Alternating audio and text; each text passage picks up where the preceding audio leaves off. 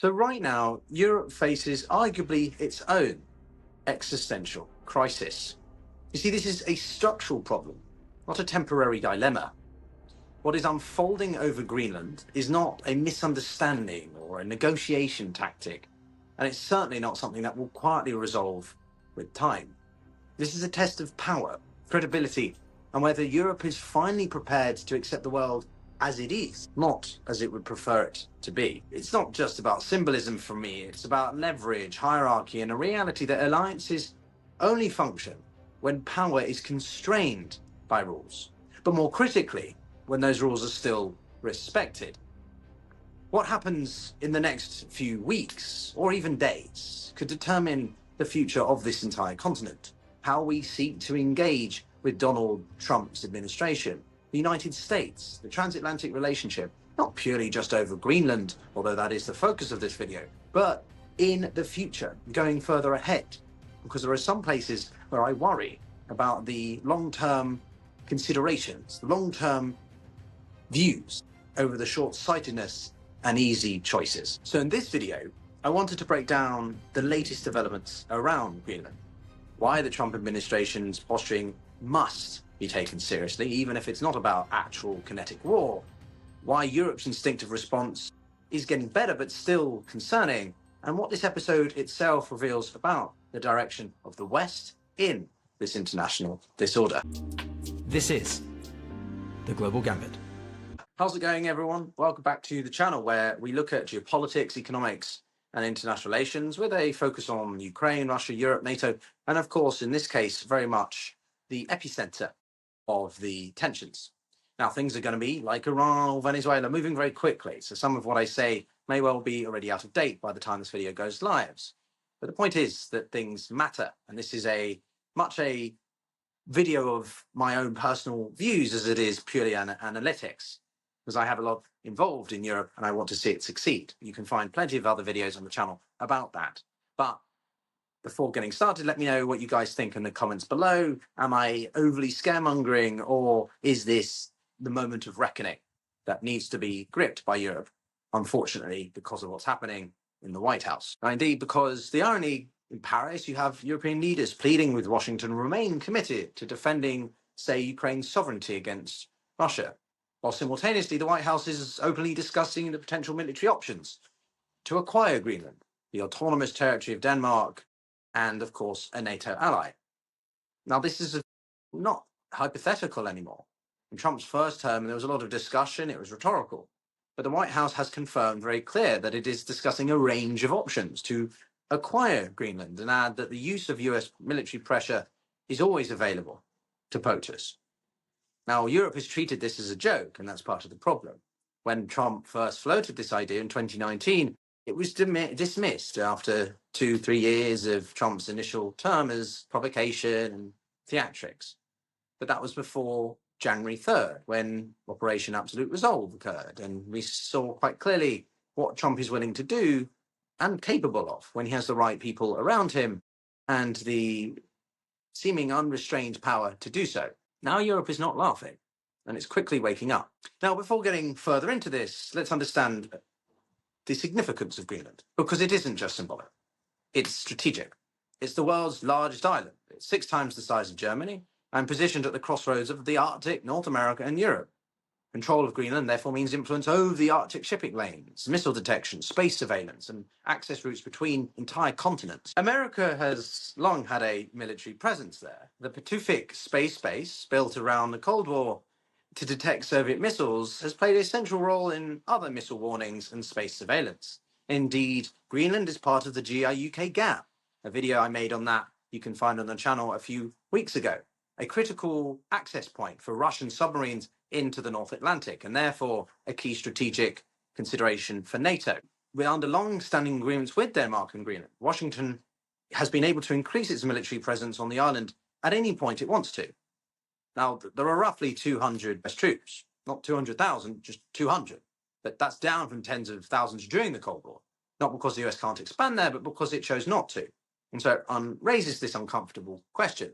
If this is purely about security, why talk about ownership at all? And the reality being that if America wanted to actually conduct some kind of military operation to seize Greenland, well, they're not in an ideal position to do so and would allow the Europeans to do something similar, hypothetically. Now, as always, we have to consider Trump's own argument quite bluntly. Now, he claims Greenland is being encircled by the Russians, the Chinese, and that Denmark, for the size of the nation state that it is, cannot defend it. It's purely up to the US to control it, and absolutely crucial for national security. But anyone with a reasonable mind, let alone Arctic specialists, are deeply skeptical. Russia's military activity is concentrated in the European Arctic, near Norway, Sweden, and Finland, not around Greenland. China's Arctic presence is limited and largely commercial.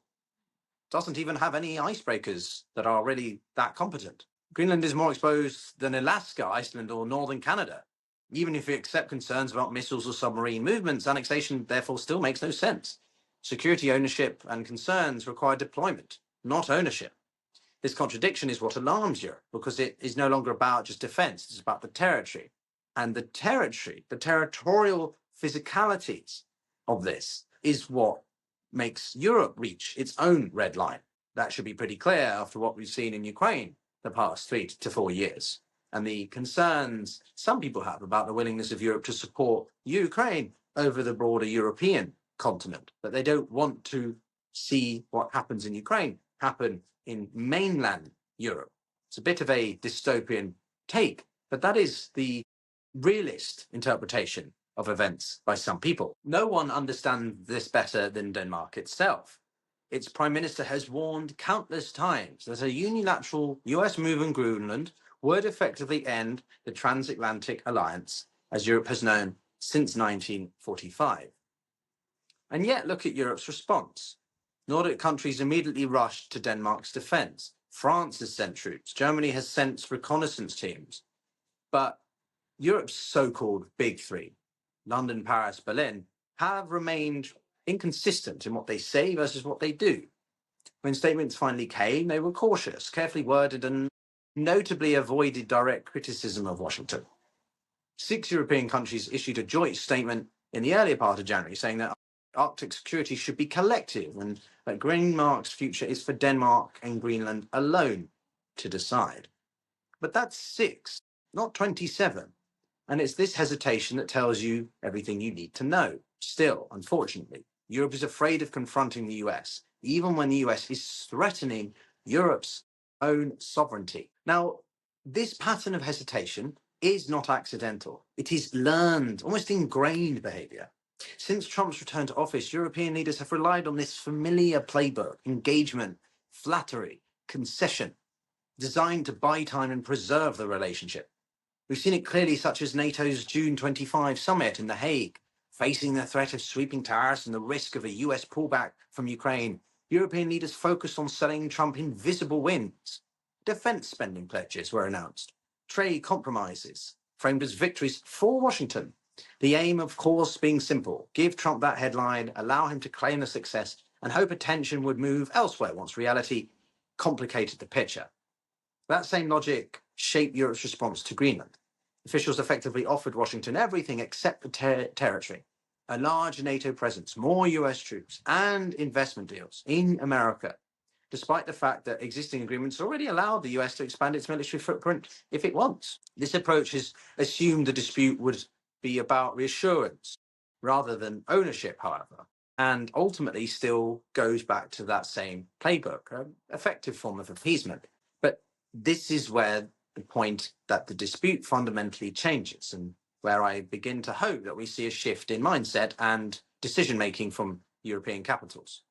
As long as Greenland could be framed as a security concern, there was room for this compromise, reassurance, face-saving solutions.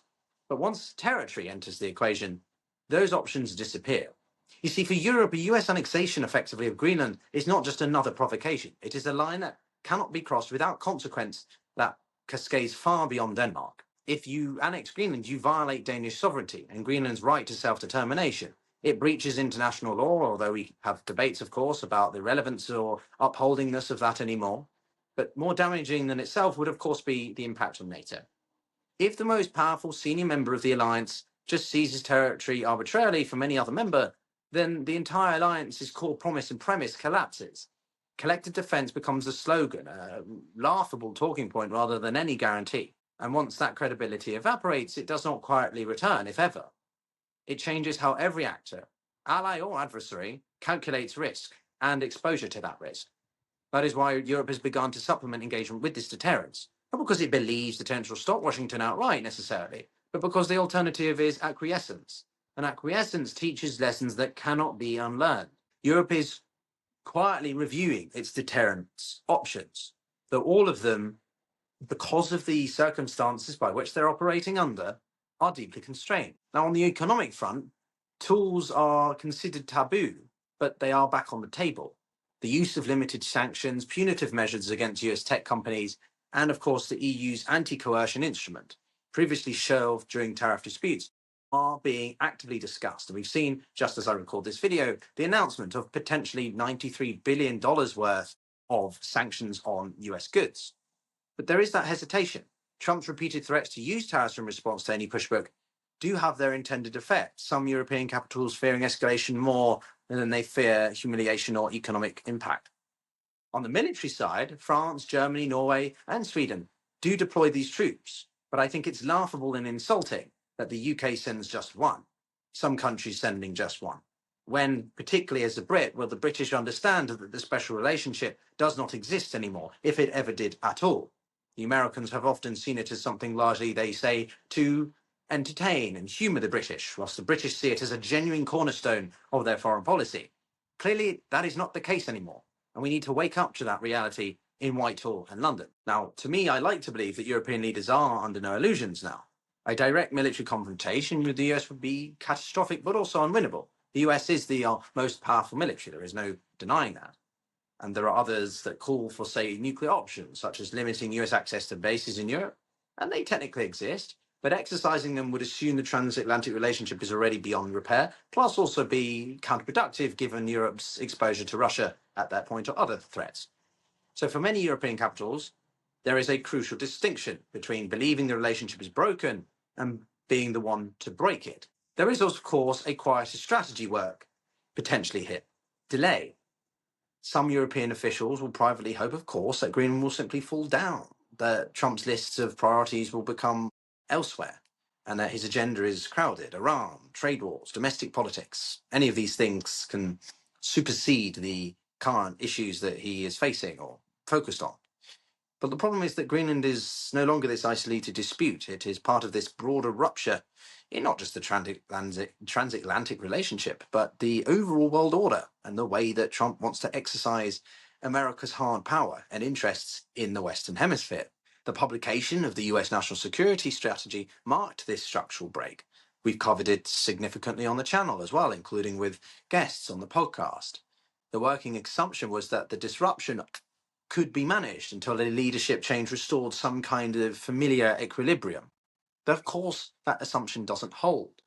The Trump administration is not acting in isolation here. It is a reflection of a broader shift towards a return of might is right, hard power, transactional alliances, and regionalization. International law is treated as a contingent rather than constraining, and alliances are framed as a conditional instrument rather than the shared political projects and, well, view of the world. So from this perspective, Greenland is not an anomaly anymore, it's a test case. Following the national security crisis, the Ukraine peace framework and explicit threats against Danish sovereignty, European policies have largely abandoned the idea that the US automatically views Europe as a strategic equal. I'm delighted to see the cancellation of President J.D. Vance's participation at the Munich Security Conference in February. The administration has signaled that its position is settled and that further dialogue is unlikely to alter the core of its assumptions. But ultimately, therefore, it's good for Europe to take its own staunch positions. Europe is operating in a narrower space, having to manage that risk rather than shaping it, or ultimately de-risking itself from the US. So Greenland is not about ice, minerals, or shipping lanes. It's about the power and the rules that govern it. Europe is, I hope, finally confronting that reality, that sovereignty, even among allies, is no longer taken for granted. The transatlantic relationship has changed, not rhetorically, but structurally. And the lesson from Greenland here, as we continue to see what happens in the next days, is that Europe is finally waking up to what it has been resisting for years. Trump has to be taken seriously. not because he is a serious person, but because he's surrounded himself with people and operates at the helm of a very serious military and country. Because if Europe cannot defend Denmark's red line, well, then it won't be able to defend anyone else's, let alone its own rhetorical ones. So as you go through the news and observe what is being said, remember the reality is that, of course, we're not going to see military action over Greenland. This is not bravado, though. It is a reality. Europe remains deeply dependent on US intelligence, airlift, command systems, strategic deterrence. The troops being deployed to Greenland are symbolic, designed to raise the political costs, but not to really stop a military move. European leaders know this, but it's why the deterrence must be made more comprehensive in economic pushback, punitive measures, because hope is not a strategy. I'll be back with more videos over the next few days, over weeks, covering this, of course. The situation in Iran seems to have, unfortunately, largely subsided for the time being. And the situation around Greenland is one of the most important aspects, as Europe needs to be much more pragmatic and willing to take risks as it seeks its own strategic autonomy in this great power political game. Thanks for watching, everyone. We'll see you on the next one. Enjoy the interviews. Take care.